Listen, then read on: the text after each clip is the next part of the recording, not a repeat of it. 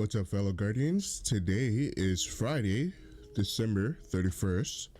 Happy New Year's Eve to everyone out there. And today, Xur is in the Winding Cove.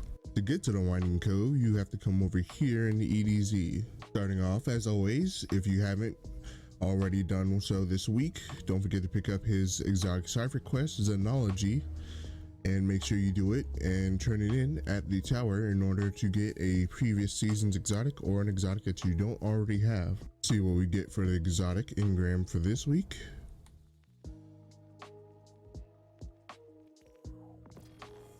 Synthoceps.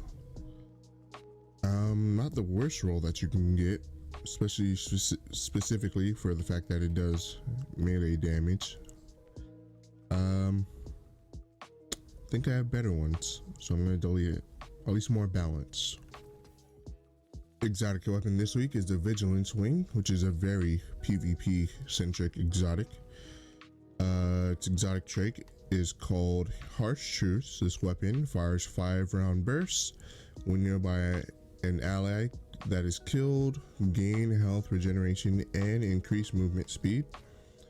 Secondary perk is called Last Stand, improved weapon performance and greatly increased recovery when the wielder is the last living member of their fire team.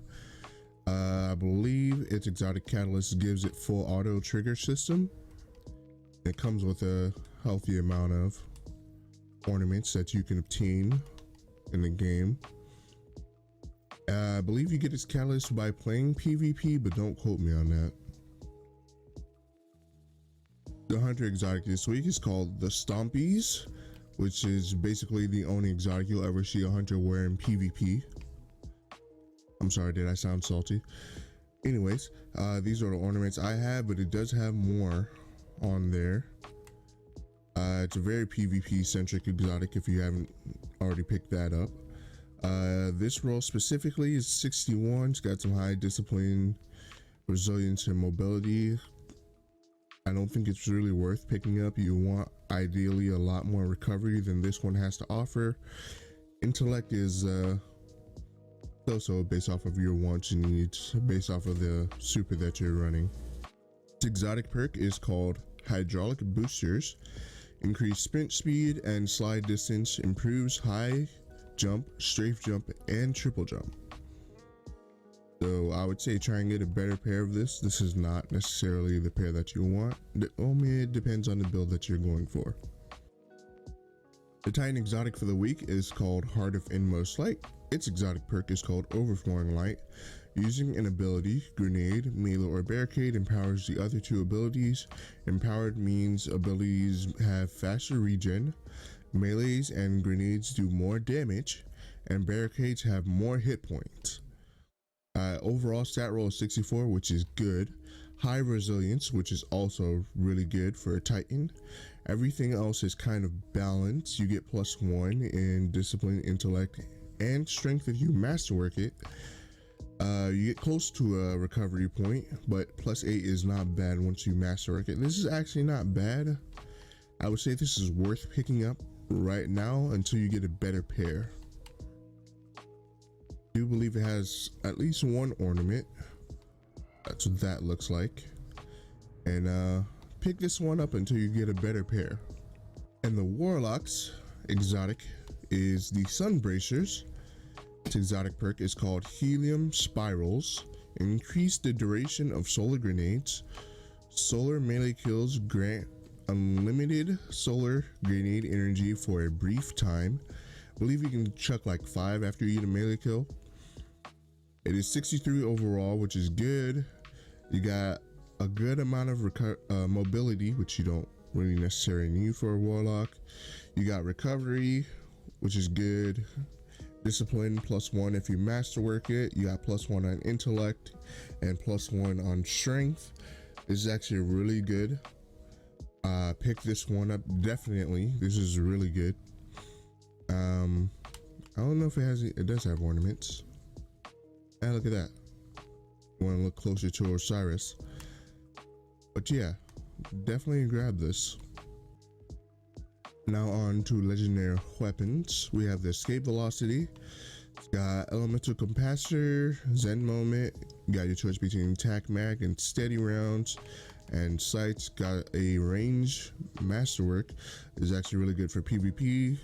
Not much more for me to say. Pick this up.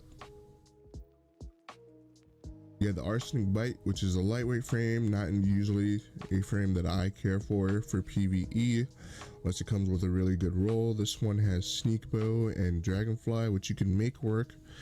You got a draw time masterwork.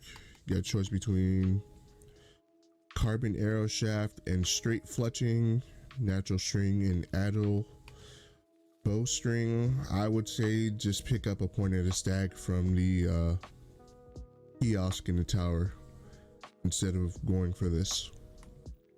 Next weapon, we have the Nature of Beast, which is a 180, which aren't necessarily usually good. Needs a little bit more love, Bungie. This one comes with Dragonfly and Hipfire. And this would be a PvP roll, but honestly, I would say pass on this. You have the Icalos SRV.1.0.2. It's got Disruption Break, which is good. You have Moving Target, which is also good. This one seems to lean towards PvP. Get your Disruption Break and then finish them off with like a primary. If you break their shields, it should break their shields in one hit. Other than that, I wouldn't necessarily, I mean, you could run this in PvE to some degree, but you'd have to, you know, plan out like what shields the enemies are running. I would say pass on this one. You got the Truth Teller, which has been a while since we've seen one of these. You can grind them out in the Dares of Eternity. Same with the Icalos sniper rifle. This one's got field prep and demolition, which is not a bad combo.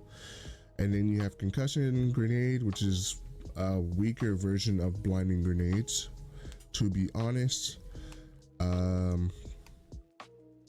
It's not bad for PvE. If you don't have a good truth teller, I would say pick this one up. And then I don't think this one was really serviceable in PvP. Next weapon, we have the Falling Guillotine.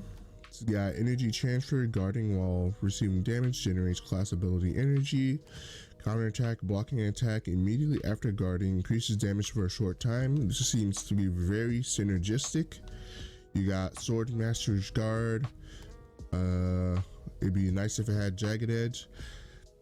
If you make like a guarding build, this wouldn't be bad, but honestly, the simpler the better when it comes down to swords. So I would say pass on this one, but you could make this one work, very much so.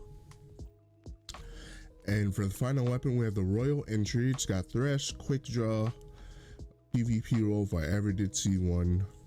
Honestly, I say pass because I don't necessarily believe this to be good in any sense of, I mean, cluster bombs tend to be better in most situations. It does have tracking on it, but honestly, there's not much more to be said. It's a rocket with tracking, and it's got not necessarily the best perks. And now to armor. Starting off, it looks like we have the old illicit armor set for Gambit. This one's a 62 overall. It's missing resilience, which is something you do not want on a Titan, but it is good. You can make up with a missing resilience with a mod. I would say pick this up if you don't have a decent set of armor or gauntlets on Titan. Chest piece is also not bad. Could use some more recovery, but it's got you can make up for it with a mod. You can usually want to avoid having to make up for recovery and intellect, but this is not bad. Not bad at all. For the helmet, pass. For the boots, these are acceptable, but I'm probably gonna pass. All right, for the hunters, chest pieces, I mean, these gauntlets aren't bad. If you don't have a decent pair, this would be a good one to add to collections for builds. No.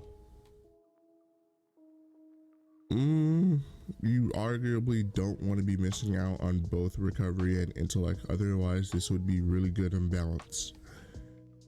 And no, I just looked over the Warlock set for illicit. I'm not gonna lie, I might grab it for just transmog purposes. These gauntlets are good, grab them. 64 on the chest piece, got some decent intellect and recovery, grab this as well. I'm just gonna grab this for the for transmog later. Actually not bad at all. Keep it coming.